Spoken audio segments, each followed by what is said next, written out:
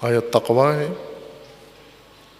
جس کا پابند اللہ نے مومنین کو قرار دیا، وَأَلْزَمَهُمْ کلمۃ التقوی، اس کے مقابلے میں رسول اللہ ہیں و جماعت مومنین، ان کا بھی نسب ہے، ان کا بھی علاقہ ہے، ان کا بھی قوم قبیلہ ہے، رسول اللہ کا بھی قوم قبیلہ ہے، لیکن رسول اللہ قوم قبیلے کی بنیاد پر تعلق نہیں رکھ سکتے۔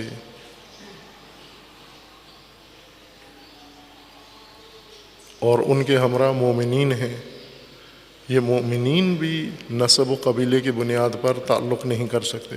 معاہدہ جب کرنا ہے تو قومیت کی بنیاد پر، قبائلیت کی بنیاد پر، علاقائیت کی بنیاد پر، اپنی ذاتی نفع نقصان کی بنیاد پر، اپنی حزب و جماعت کی بنیاد پر معاہدہ بھی نہیں کر سکتے۔ آپ کی طرف سے معاہدے کی بنیاد تقوی ہے، ان کی طرف سے معاہدے کی بنیاد جاہلیت ہے۔ اور جاہلیت کو بنیاد قرار دینا آج کی سیاست ہے، یہ سب کچھ مصلحت و سیاست کے عنوان سے ہوتا ہے۔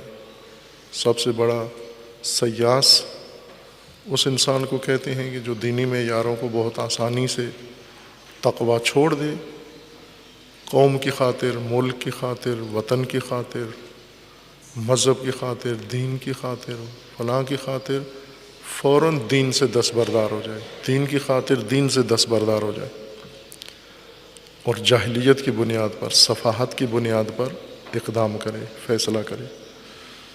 یہ سیاست ہے، یہ مسلمانوں کی سیاست ہے، مومنین کی سیاست ہے، یہ علماء کی سیاست ہے۔ اور یہاں پر اس آیہ کریمہ کے اندر جو ظرافت ہے، لطافت، وہ یہ ہے کہ اذ جعل الذین کفروا فی قلوبہم الحمیۃ حمیۃ الجاہلیہ،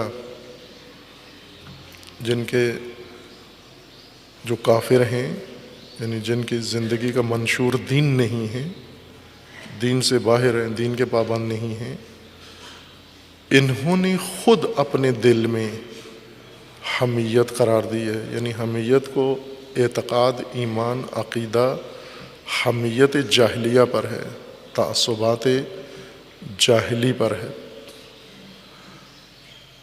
حمایت کی بنیاد جاہلیت ہے، تعلقات کی بنیاد جاہلیت ہے، ہمدردی کی بنیاد جاہلیت ہے۔ ابھی ہم ملک میں اور ملک سے باہر دیکھیں تو ہر قبیلہ صرف اپنے قبیلے کے لیے آواز اٹھاتا ہے، تقوی کی بنیاد پر کوئی آواز نہیں اٹھاتا۔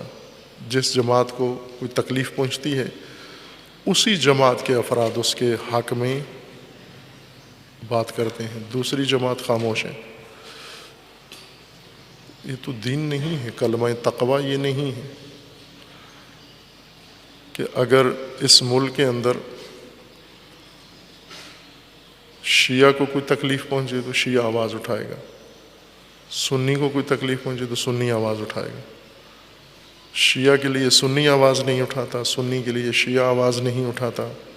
حمایت میں یہ جاہلیت ہے، اسی کو قرآن کہہ رہے ہیں حمیت جاہلیہ، یہی صفحات ہے۔ چونکہ دین تو آواز اٹھانے اور حمایت کی آواز اٹھانے کا معیار حمیت جاہلیہ، تعصبات و قبائل، قبیلہ پرستی نہیں قرار دیتا۔